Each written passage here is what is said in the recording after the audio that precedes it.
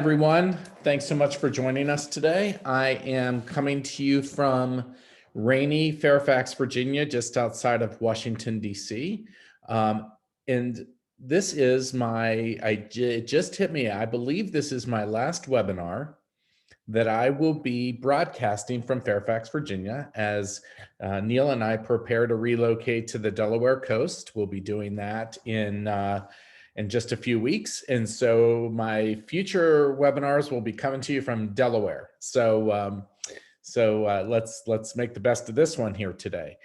So this topic today, of every webinar I can think of that I've presented, to me, this just feels the most urgent, the most critical, and probably the most relevant for our time right now.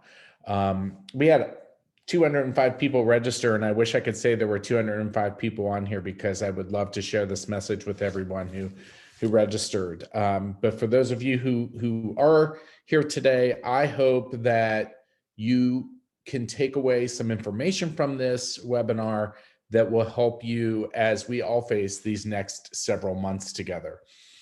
So let's talk about it. And let me just go a little bit more in depth. One of the reasons that this is so important is because of the evolution that we're going through the pandemic, and I'll go into that in just a moment.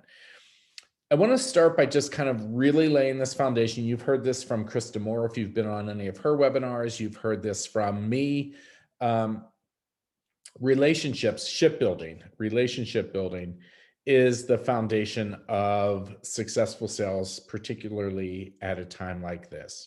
You know, they've always said that people do business with people, and you could probably reflect back on your own personal experiences and think to how you, as a consumer, choose to do business with the people and places that you choose to do business. Sometimes just because you know there's someone at a particular place who gets you, who understands you. They know just the right fit for your clothing. They know just what it is, just how you like your steak. They know just all of those things that are important to you, that sometimes you become a loyal customer to them because of that, or sometimes you even choose to pay a little bit more money because they recognize and you recognize and understand that there's a value to the relationship that you have with a particular business and people at those businesses. In fact, sometimes we switch businesses and we follow the person we've been used to working with at a particular business. I think a lot of people can relate to that particular situation as well. So I can't stress enough as we go through today that it all begins with the notion that you are developing a relationship in your sales process. So let's get started. I kind of alluded to this earlier. Now's the time to change your conversations. And, I think it's because we've all been through a fairly traumatic time. These past 12 months have been traumatic for us personally. They've been traumatic for us professionally. They've been traumatic for the people we serve. They've been traumatic for the people who work for us and do the service for us. Just about everyone. I can't think of anyone who's been unscathed by what we've experienced in the past 12 months. And now here we are entering into, I used to say, I can't wait to see the light at the end of the tunnel. I actually see it very brightly. And I have access to information and things that help me to feel that maybe some people don't quite feel yet. And we'll talk about that in a moment, but I'm seeing really great quality leads coming in each and every day and growing numbers. And so that gives me hope. I see the number of people who are being vaccinated, at least here in the US at this point. And I understand that Canada is starting to propel vaccinations more as well. And that gives us some hope. But the reason I say now is the time to change your conversations is that unlike any other time in my history in this industry, have I had to recognize across the board that each of us have been through a very challenging time. And how we will be on the other side of this very challenging time is very different for each of us. And so I have to really remain cognizant of that as I go and approach, because I sell every day. Okay. So one of the things to recognize is that regardless if it's like really prosperous times or really challenging times, that the people we deal with, the people we work with, the people we have relationships with are driven by their own brain. And what I mean by that is that each person that we sell to is looking beyond what the benefit is to their business, but they're also considering other factors as well. From a personal standpoint, how does what you're selling them help them? What does it do for them in their day-to-day work? What, from an emotional standpoint, what are the benefits that they're going to get emotionally from this? I mean, they're not sitting there with a checklist saying these things, but in their subconscious, each and every one of us really does have the propensity to think of our own personal benefits, emotional benefits. And right now I put the word survival in there because if you're anything like me, I'll be honest, I'm being transparent.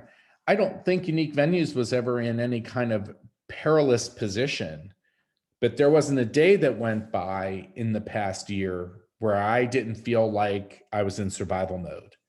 And I think a lot of people can relate to that. And the interesting thing is, it's not just you as the person selling that can relate to that. It's the person who's buying that is in that survival mode as well. So from the standpoint of levels of customer conversations, I want to talk about the 5 different levels of customer conversations where each of us may be in how we sell. You know, the thing about being in sales is that it's part knowing these skills and this information that I'm giving you. But another part of it is very innate. You know, I don't know if I truly believe that salespeople are born and not made, um, but I do believe there are certain levels of comfort that a salesperson probably should possess before they can truly be successful. And what I mean by that is I can teach you each one of these 5 different levels of customer conversations, but at the end of the day, there's a genuineness that people can sense. There's a comfort that people can sense. And whether or not your discomfort is because you feel a little bit awkward in presenting things and you're not comfortable in that and has nothing to do with the genuineness of what you're saying, people can sometimes feel a little hesitant to buy from someone who's not comfortable in their own skin in the sales process. And sometimes people overdo what would be considered comfortableness because they're so uncomfortable that they oversell. So kind of keep that in here. And feel free. I personally probably won't be able to see this, but Joel will be able to kind of curate a little bit of where we're at. But I want everybody to just kind of be honest. And after we go through these 5 levels, I want you to say where you're at. And it's okay if you're at one level or another because you're here for development today. So the first one I'm going to talk about is the professional visitor. Now, the professional visitor, I'm going to try to give you examples in each one, but these are the people who, when they're talking to a potential client, they provide very basic surface level knowledge. They're the nicest, kindest people that you're going to meet, but these are the people that say something like this. Hey, Joel, this is Chuck Salem, and I'm with Unique Venues, and I just wanted to check in with you today and see if you were looking for any marketing solutions, maybe to help get your venue out there in front of more people. So I was just wondering if there's any way I can help you with that. In the problem with the professional visitor is that, so if you break it down, one of the things is that you're taking them to a level that makes it really easy for them to say, I'm really, really busy right now. I can't talk right now. Can you call me again later? That's like the typical response you're going to get. You're not going to get through to the decision maker, because the first thing somebody's going to ask you, if there is a barrier between you and them, is that, do you have an appointment set up with Joel? Kind of thing. So they don't see you as a very competent or knowledgeable person. They see you almost as a telemarketer type person. This level of professional visitor sales is something that a lot of telemarketers present themselves with. Hi, I'm calling from the Hilton Vacation Club, and I'm just wondering if kind of thing. So, second, maybe you're the low price provider. So here's the low price provider. They're all about transaction. They're all about value. They're all about thinking. And it's interesting because usually it's people who are very price conscious themselves who are often come across as the low price provider, because that's what draws them in. But for a lot of consumers, it really doesn't. So this is the person that says, hey, Joel, this is Chuck Salem from Unique Venues. Hey, I wanted to call you and tell you that we have a 25% off special right now on all marketing services. And things are really jumping right now. And I would love, to see if we could talk a little bit. I can send you a quote today. You can save 25%. You're really driving home that savings perspective. And so a lot of people, they don't even, sometimes they don't understand exactly what it is they're buying. This was, I love my mom, and rest in peace, Mom. But my mom was the person who can be pulled into the QVC stuff because it was such a great deal. I'm like, do you even know what a hot dogger is, Mom? I mean, do you eat hot dogs? Because they put a hot dog on. She bought this thing once where you basically, I'm embarrassed to say this, but you basically electrocute a hot dog. You put, there's a prong here and a prong here, and you put a hot dog in and you plug it in, and in like 10 seconds it's cooked. I'm like, do you realize you're just electrocuting a hot dog here, but it was, 25% off. I had to have it, right? Kind of thing. This is what the low price provider is. And I think the problem is when we think about the industry we're in, while there is an element of price consciousness behind meetings and events, whether you're a planner who's overseeing a conference and you're price conscious, or that your attendees will be price conscious, there's also something else to it, right? And that is, what is in it for me? Going back to that brain, what's in it for me? How am I going to grow? How am I going to be able to demonstrate what I grow? How do I gain something out of this? The next type of salesperson is the product teller. So this is somebody who does something like this. Hey, Joel, this is Chuck Salem with Unique Venues. How are you today? Oh, I'm doing good, Chuck. How are you? I'm doing really great.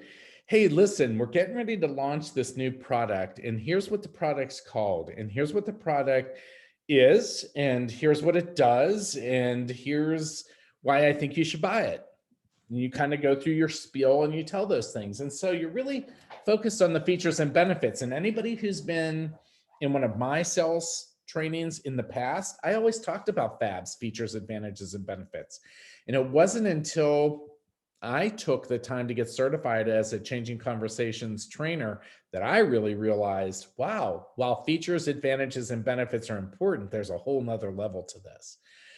The nice thing about somebody who's a product teller is that you do demonstrate to the person you're speaking with, the potential client, that you actually know your product deep down inside.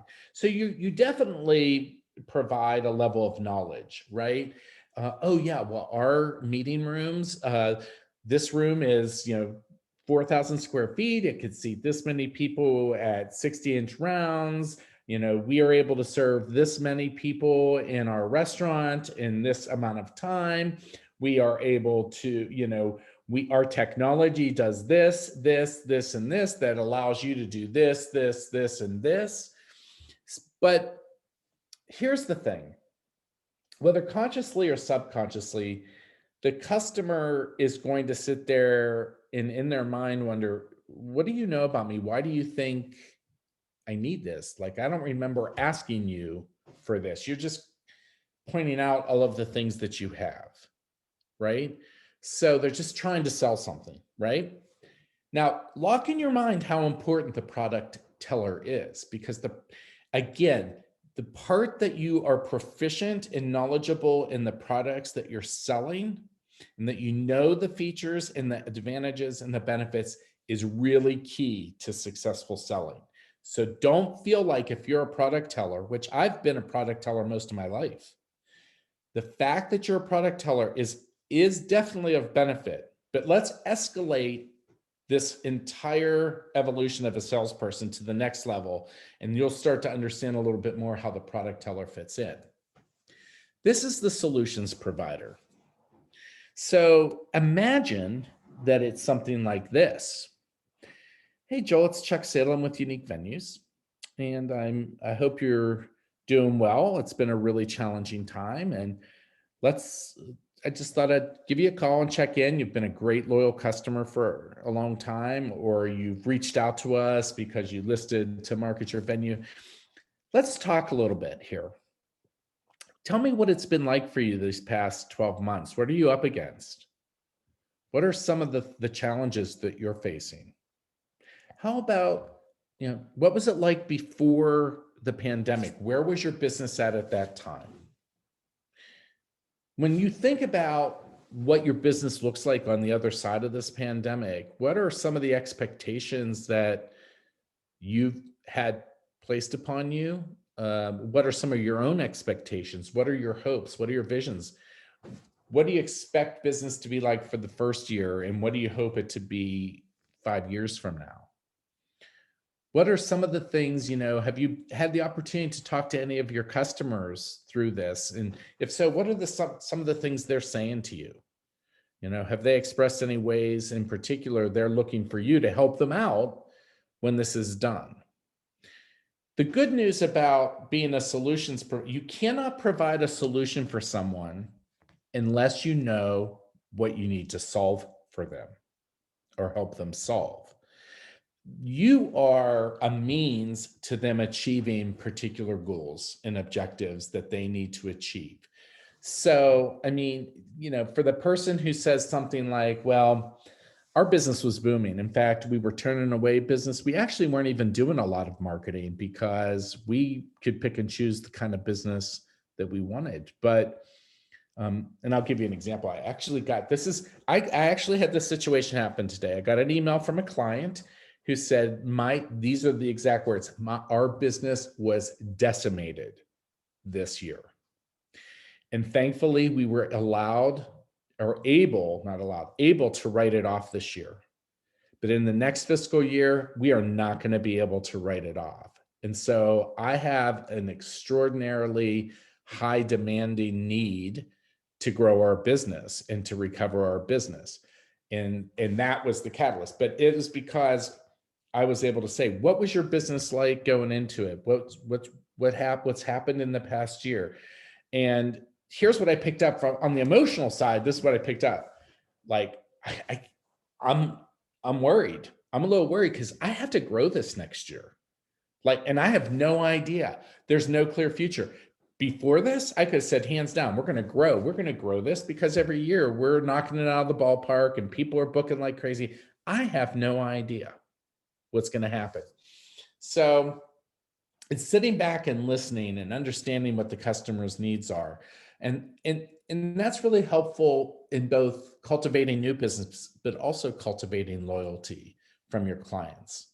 And then the last one is reaching that level of the trusted advisor, that the consumer actually sees you as their partner, that person you can rely on, that you get and understand them inside and out, and to the point where they don't even have to tell you too much because you sense it, or you know it, or you've kept in touch with them enough that you understand them. You've opened yourself up to support them.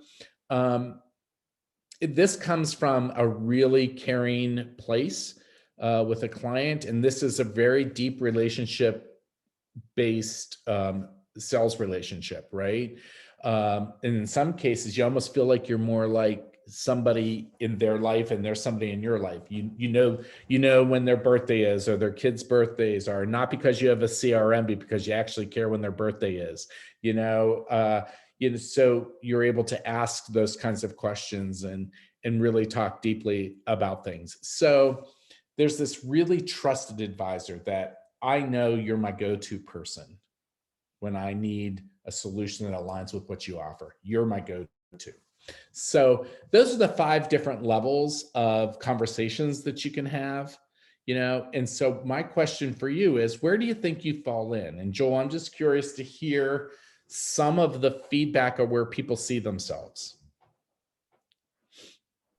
So I just put out a question asking people if they're willing to let us know what type of sales conversation they most often engage in, Okay. of the 5. And so we will see what we start hearing from people that are willing to fess up. I would say that I have most often in my career been a product teller or a low price provider. I think that's often where I gravitate to, because in my world, those are the things that are important to me personally. So I feel like I can project that back out on everyone else, right? If I want value and I want to know all the ins and outs of how stuff works, everyone must want to know that. And that's probably been the basis for a lot of my sales style over the years.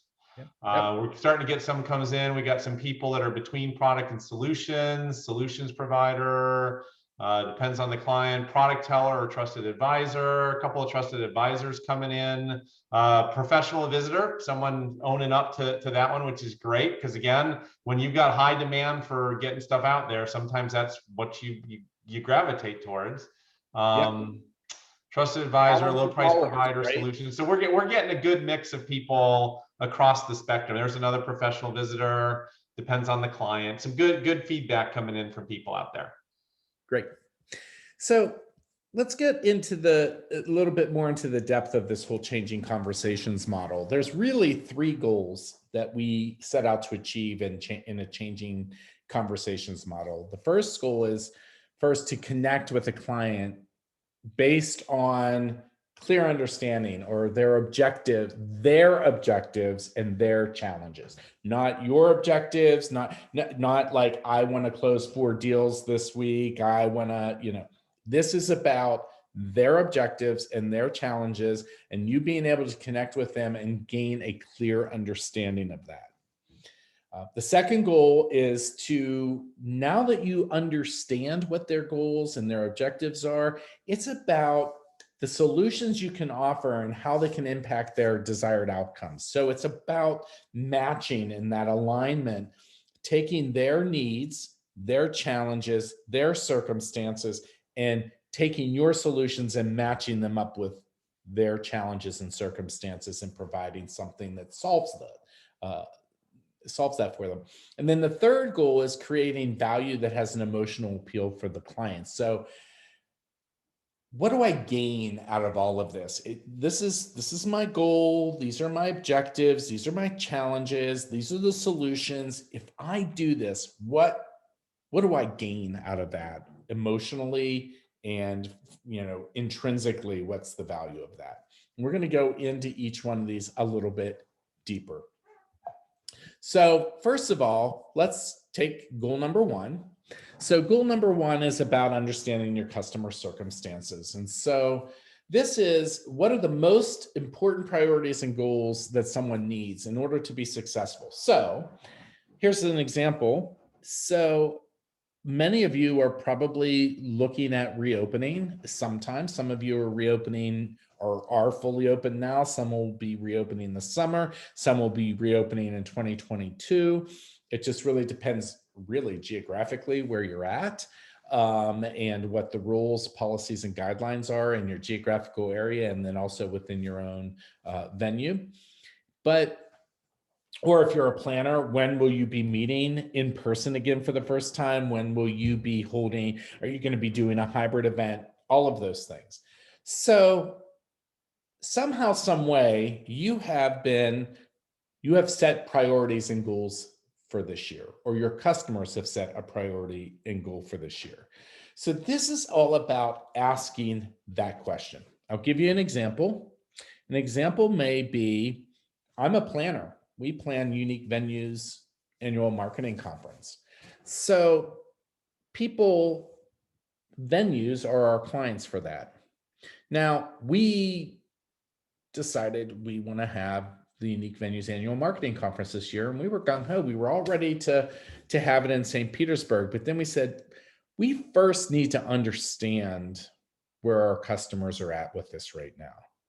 Let's pull our clients and find out what they want, what they need, what they can do, what their particular circumstances when it comes to UVAMC, especially those who are regular attendees at UVAMC. These are really important people to reach out to and understand their circumstances.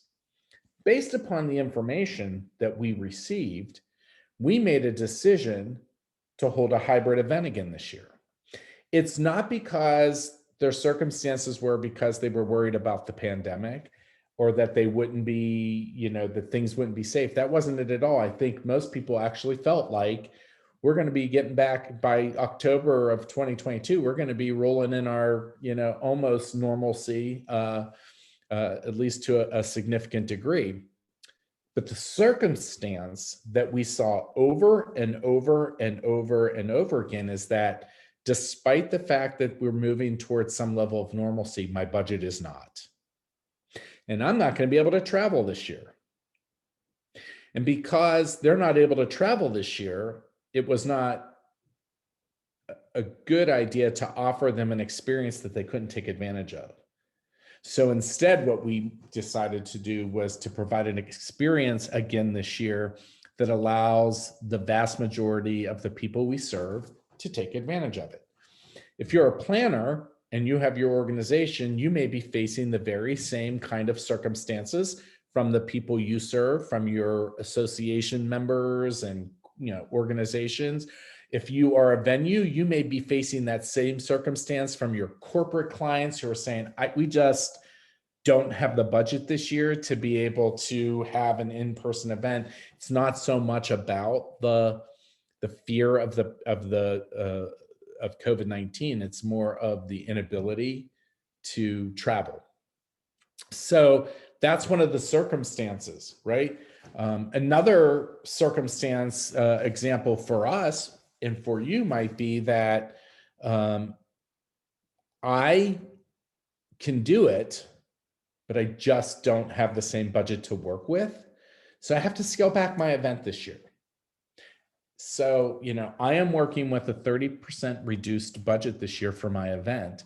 And we do want to get back to meeting in person, and we are very interested in booking your venue, but my budget is 30% smaller, and I need to be able to still have an absolutely wonderful event. I still want people to see the value of coming to our conference, but I need to be able to do it in a more affordable way, and I need you, venue, to help me. So that's more of that kind of understanding the customer objectives. What are you hoping to accomplish? Okay. The second part is understanding their challenges. So what gets in the way of achieving your goals and your objectives, right? So listen, the goal or the objective is that I need to have this event and I am operating on a 30% lower budget, or the goal is that I need to have this we're going to have our conference or an event live again this year, but the real challenge is that people don't have the travel budget, people don't have or I'm operating on a 30% less budget. So how do we overcome that challenge? So what are the specific things that you can do as the planner to provide unique options and approaches to having your meeting or your event, both in person, maybe it's a hybrid event or whatever, that meets the challenges that have been presented, that are obstacles to you having a successful event? How can you proactively work to overcome those? And the same with the venue. How can you help me still have a great event and spend 30% less? Have you prepared as a venue to recognize the fact that this is probably going to be a common challenge and an obstacle that's going to be in the way of of the people that you serve, the people that will want to use your venue, what are you going to say when they say, I have to spend 30% less? How can you help me? Um, I think that what a customer wants to hear is that you've used forethought, because there's almost a level of insensitivity or a lack of, or what's the word I want to use? Just a lack or ignorance to think that everybody's budgets are going to be the same this year. So to proactively say, we have to be prepared to be able to do things a little bit differently this year if the customer needs that. And let's proactively start to think of some really great affordable options for people so that they can be there. So that when that client says, I need to save 30%, how can you help me? You're able to provide some solutions. Okay. Joel, any questions so far? Nothing so far. Okay. Next, we've got the second goal, which is aligning how your solutions can impact the client's desired outcomes. So this is really important. And I have to be honest, I don't know how many of you actually know me personally, but this is, some people might think of me as a salesperson. That's probably my most uncomfortable skin that I'm in. Because my archetype, my whole like who I am as a person, as a business person is like, I want to just jump in and save everybody and do whatever I can to help everybody out. And, so it's always hard for me to actually have ask somebody to transact with me. I want to, if I could just give everybody everything, I would. That's my thing. I always say, I'll never be a rich guy, but I'll always be a nice guy. Right. So, but this past year really required me to change my focus. My focus became really thinking proactively about our industry and what I believed in my heart of hearts we were all going to be facing. And how is it that we could provide solutions for the people we serve? And we have gone from a 3-page brochure of we do this for you, and this for you, to we now have a 32-page, I believe it is, catalog of services, because the pandemic required us to think more deeply about the people we serve. We used to make the assumption that everybody wanted leads. That's what they want. They want leads. Focus on leads. And it was funny because there was a disconnect in our mission statement. So think about your mission statement. Think about how you serve your clients. Is there a disconnect? Because our mission statement is to be the indispensable marketing and sales resource to the venues we serve. Well, I'm not sure we're indispensable if it's just about leads during a time when there's nobody placing leads. So we were really forced to take a look at, and now we proactively have an entire arsenal of solutions that we can provide to people so that when we're understanding what their challenges and circumstances are, we're able to provide a solution for them.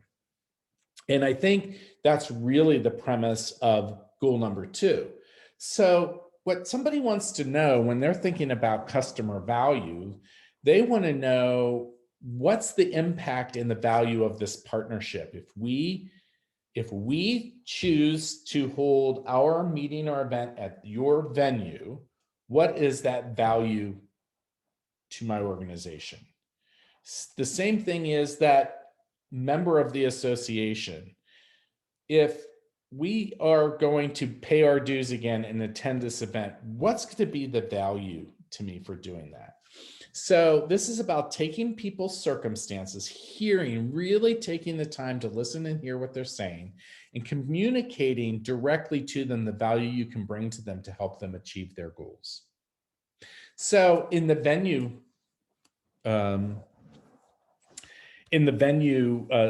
example that I gave you, as a venue, you're able to say, thank you so much for sharing with me that you've got a 30% reduction in your budget. And I've really heard that, and I understand how important that is to you. And I have some thoughts. I reviewed your RFP. I also, maybe they were a past customer, so you could say, and I've looked at your past patterns of meeting and your catering and beverage and, all of the things that you've done. And I have some thoughts and ideas that I'd like to provide to you that I feel could help you to really make sure that you have a memorable experience while at the same time keeping you within your 30% reduction in spend. Here are some of the thoughts I have, and you can share based upon the history you have with them, or you can share based upon their RFP. I also think there's a level of genuineness that you need to say, and one of the hardest things for me to say to people is, while I'd love to be able to give you 30% off on that, it's just not possible, because there's 80% of this is just a pass through. So I can't give you a 30% reduction, but I can work with you on and meet you on a particular reduction here. But maybe what I could do is kind of compensate for that over here. Maybe some service that it's just a service fee that you're charging that can be lowered or waived, and really understanding how you can get them as close to that 30% as you possibly can. And if you're I think about people who run organizations and associations, and the real challenge, because I'm thinking about my own circumstances. I am making really, really, really sound decisions on where I will choose to affiliate, what I will choose to attend, and what I will be involved in from an organizational standpoint, because of the whole circumstance of revenues way down. And typically, as a company, we are with associations and organizations because we want to support them. But right now is not a time where we can be as giving and as supportive. And so we have to make tough decisions. It's a really difficult decision. I can't tell you how many associations we've had to say, I'm sorry, we can't be a sponsor of your online conference, your virtual conference this year, because we've tried it, the ROI isn't there. So associations, I think, and organizations and planners for them really have to focus on the value of the learning and understanding the circumstances. Why? So maybe the circumstances, I rely on this association so much for networking. So when you're talking to your potential attendees, they're saying networking is most important to me. I really hope we have some ability to network. And your challenge is, okay, I have to figure out how to have a good experience for networking and providing a networking experience for our customers so that they find value in attending this virtual event and persisting with us. So it's all about the customer value. How's the customer going to feel, right? The second part to this whole goal here is the impact and the value of the partnership is also a business impact. So this is the tangible benefit that the customer is going to get when your solution overcomes their challenge and objectives. So what's the impact in being able to communicate and work with them, to the client, to understand the business impact? So, saying, imagine that we go this way and we are able to help you reduce it, but you're able to get a really high client satisfaction rating out of this after the event is over. You're able to have your clients feel at the end of this that they made a really good decision to attend your meeting or your conference. Or maybe it's that tangible thing is, I saved 30%. We had a hugely successful event. This venue helped me, and you helped me to achieve all that I needed to achieve. So I think it's really important to kind of interlock those things together and always make sure that you're remembering that your value you provide to them at the end of the day is that you help them meet their challenge, overcome all of the obstacles that are in their way, and help them to meet all of their objectives. Okay. So for unique venues, maybe I sit back and I hear people tell me, I mean, I hear this over and over again. You know, we went from being told we can't have anything this summer to all of a sudden they want me to book as much as we can. So I'm going to sit back with somebody and say, so, you know, where are you at right now with everything? Well, I mean, I'm being told I have to make my budget next year, and they're relying on our revenue to help make the overall budget for the organization next year. And, you know, they're not giving me any more money. So I'm going to look at them and I'm going to say, here's how much money you spend with us. Here's all of the things we can do. It sounds to me like you want to up your exposure. Sounds to me like you want to have a greater presence because you want to increase that pipeline. That's what's really important to you. Let's work on that. Or another person might say, I can't open until, well, this was the situation today. I can't open until 2022. But I also I can't write off one thing next year. I have to hit my budget next year.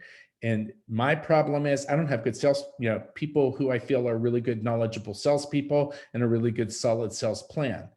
I need a good sales training.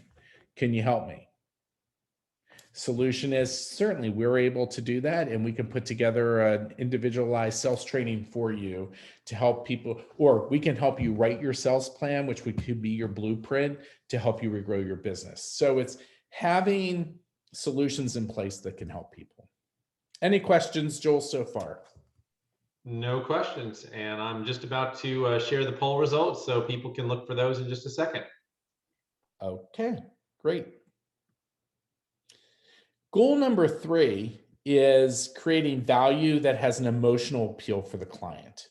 So this is all about, I always like to ask this question when I talk about emotional appeal. One of the questions I'd like to ask people who I'm interviewing for a job is I want to know what this job means for them, right? So I'll say to them, you've applied for the job, you've been offered the job, and it's 1 year. It's your 1-year anniversary of the job. You go home after your 1-year anniversary, you kick up your feet on a Friday afternoon and you pour a glass of wine or just water, whatever it is you want, and you sit back and think, taking this job was the best decision I could have ever made. What's going to make you feel that way?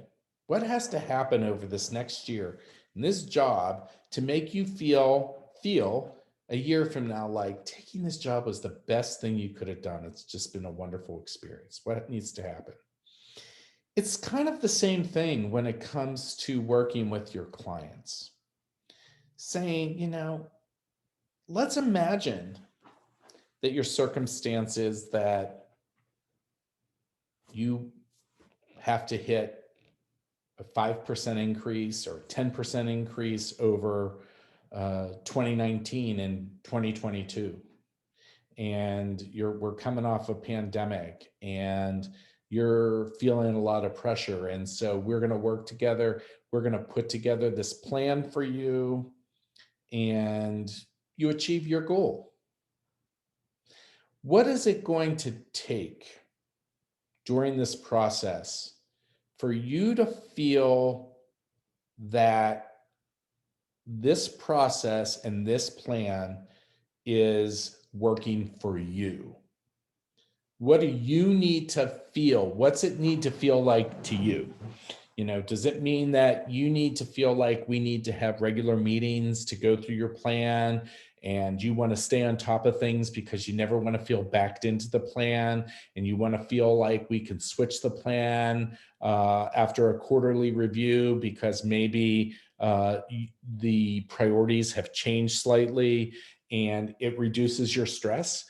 Does it mean that you see that the plan is working and that you're achieving everything that you want to achieve, but at the same time, you're like, I want more.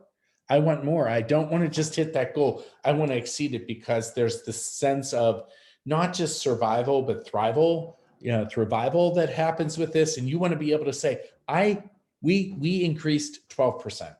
We increased 12%. You said 10%. We increased 12%. And so does that need to happen for you? Do you need to feel that you just need to be able to do this in a pace that doesn't wear you out? The last year has been completely exhausting for you. You've been homeschooling children. You've been doing this, you've been doing that. And you need somebody who can take as much off your plate as you can, as possible, to just do it. Just do it. I'm not going to even worry about this. What I think, Joel, you had an experience today where a client actually said to you, why would we spend time doing this when there's somebody out there that we could just rely on to do this for us, and we can spend our time focusing on other things? That's some of the value or the emotional appeal, is that, listen, I need to grow my business. And if I have to figure out how to do this, I'm not going to be able to take the time to grow my business. The value is you can do that for me. So what is the value, the emotional appeal that you have for your clients that you can provide to them and articulate to them? So that's part of goal number 3. So, and then the fourth one is always being able to provide proof points so that there's a comfort level as they make their final decision that provides proven impact. So proof points could come in the form of statistics. Proof points could come in, if you're a venue, in aggregate survey analyses from past clients that talk about their happiness and overall satisfaction with your service, your products, all of those things. Proof points could come in the way of case studies. If you're a planner and you're trying to get people to come to an event, you can do a case study of some people who were first-time attendees and what they gained out of it, and how what they gained out of it helped them in their professional career. So testimonials are proof points. Any kind of proof that you can provide to somebody to say, this works. Here's how I know this works. And I have confidence providing you with this solution to consider, because I've got this proof for you right here. So proof points are very, very important to have. Does anybody or any of you using proof points right now? And if so, what are some of the proof points you can provide to a client? So for instance, I'll throw this out. If you're a venue and I say to you, what's your overall satisfaction rate with catering? What kind of proof points can you provide me? If you're a planner and I ask you for, I'm a business, and you want me to be one of your business members or your supplier members of your association, I say to you, what's the rate of business that your members, I can expect for your members to engage with me on? Like, give me some information so that I understand what I might be able to gain.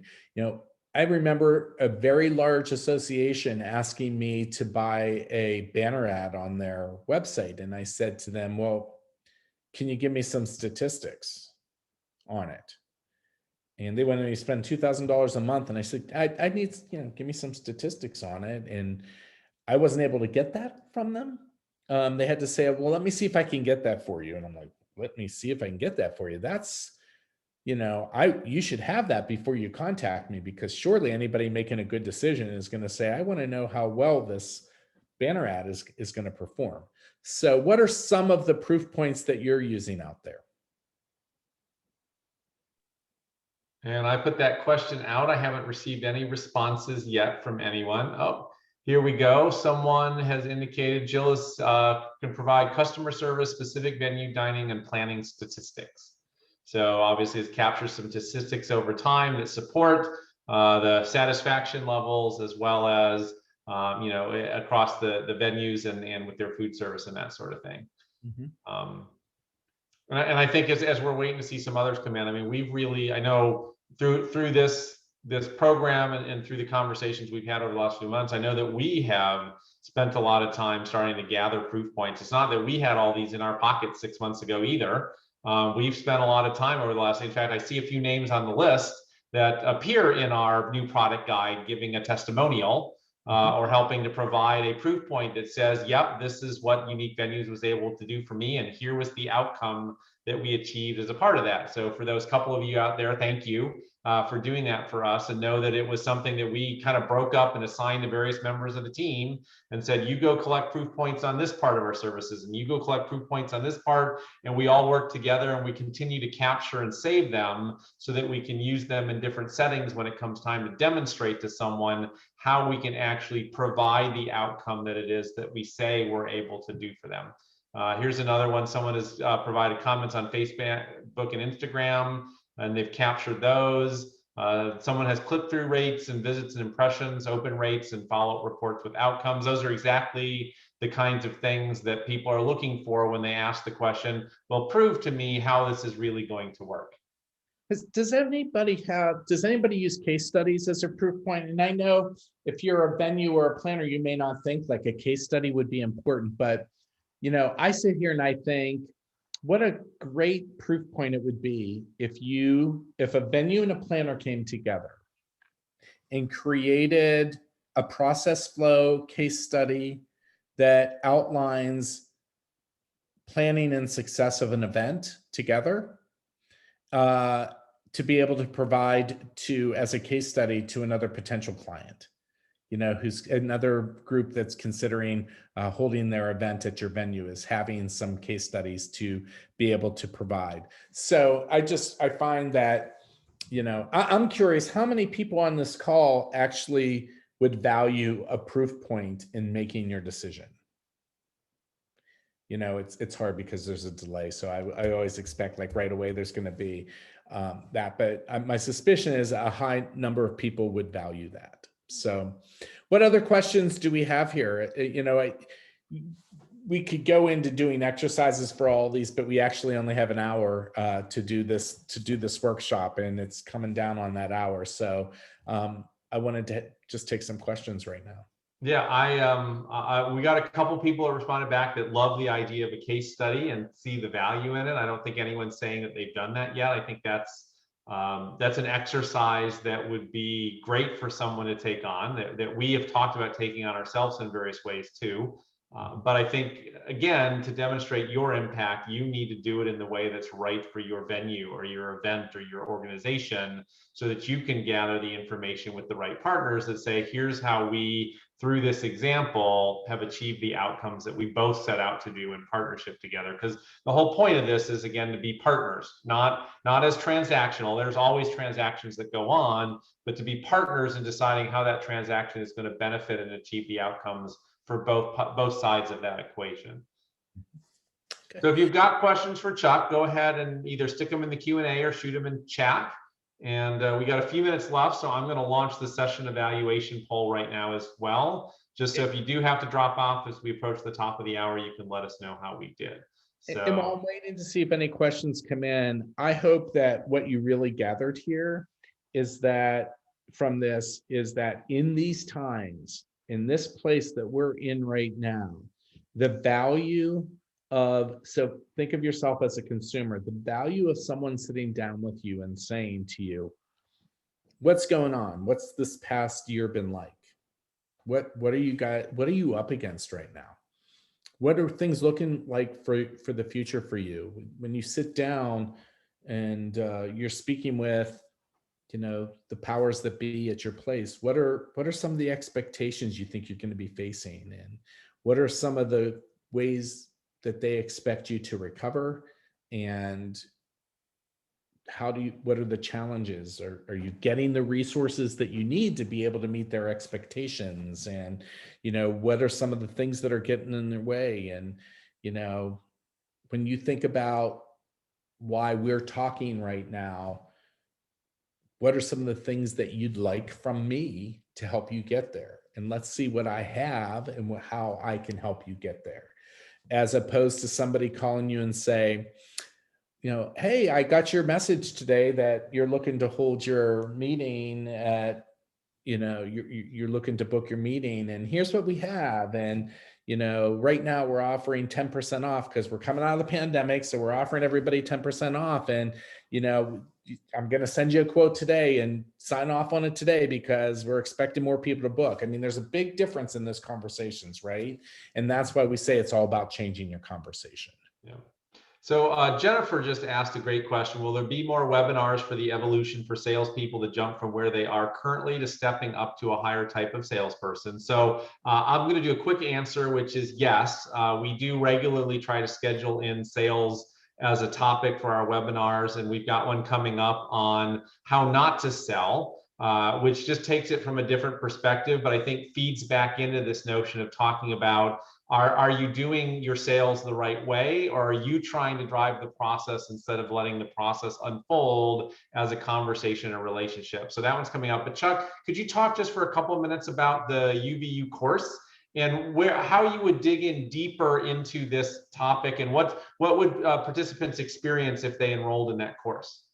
Yeah, so we will only be taking, I believe, a maximum of 10 students in the course. And that way it becomes a much more personal experience. There'll be more role playing and situational selling discussed. People will be given challenges to meet when it comes to actually each one of these pieces of the pie. So you'll actually be doing hands-on activities to go deeper into the changing conversations model.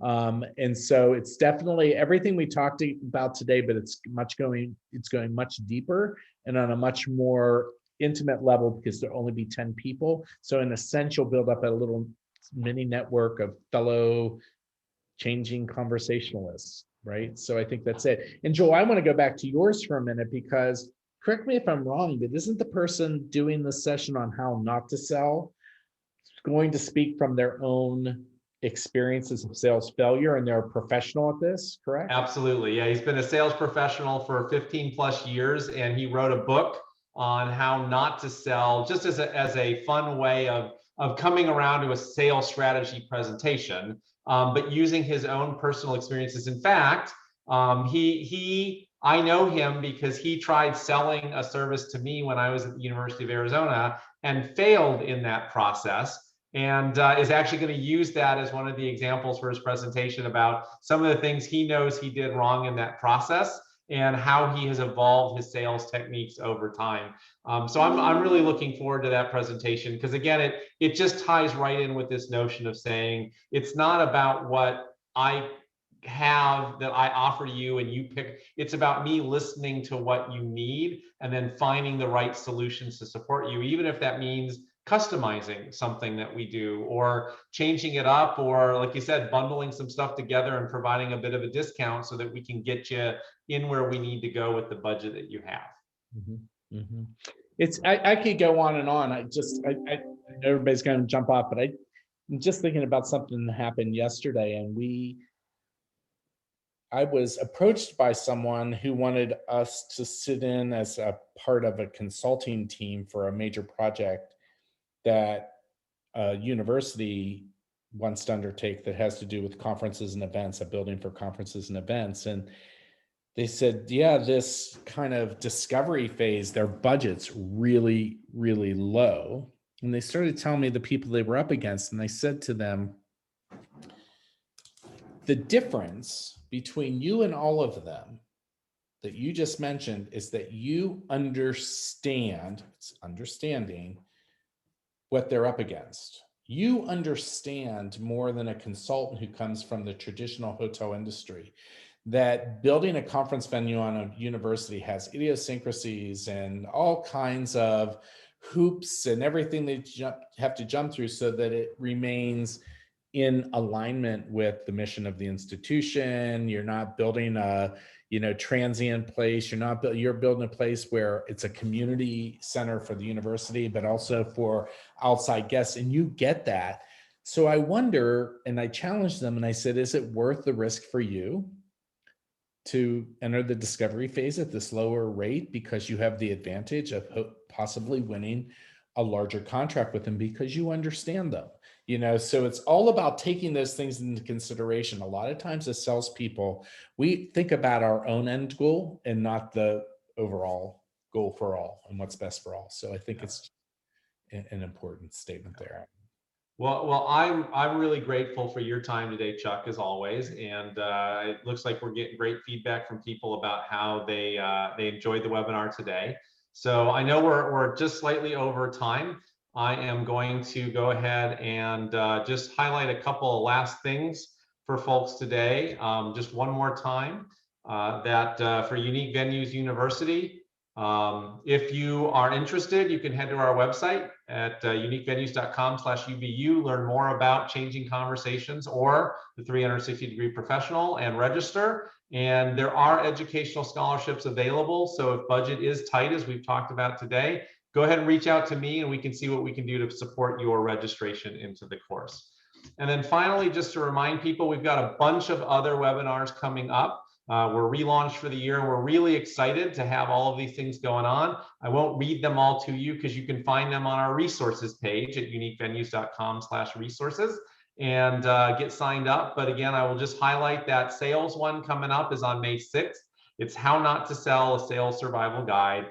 It's by Rashad Daoudi. Again, he's been a professional in higher ed industry for 15 plus years and is now an independent salesperson, and he's going to share his experiences over time and how he's adapted his sales process as a part of that. But please head on out there if you're not already registered for some of these and get yourself registered to attend. Very exciting for the one next week on elevating your customer experience. We're going to talk about the framework that you need to implement and evaluate your program in order to achieve your brand promise. So again, thank you to everyone for being here today. We really appreciate your time and attention and the information that you share with us. I will send out the poll results to everyone that attended today, and this recording will be available within 24 hours on our resources page, so that there's others that you want to share this with in your organizations, or if you want to rewatch any parts of it again, you'll be able to do so. And with that, I just want to wish you all a great afternoon and a successful rest of the week, and we will see you on a future Unique Venues webinar. Take care, everyone.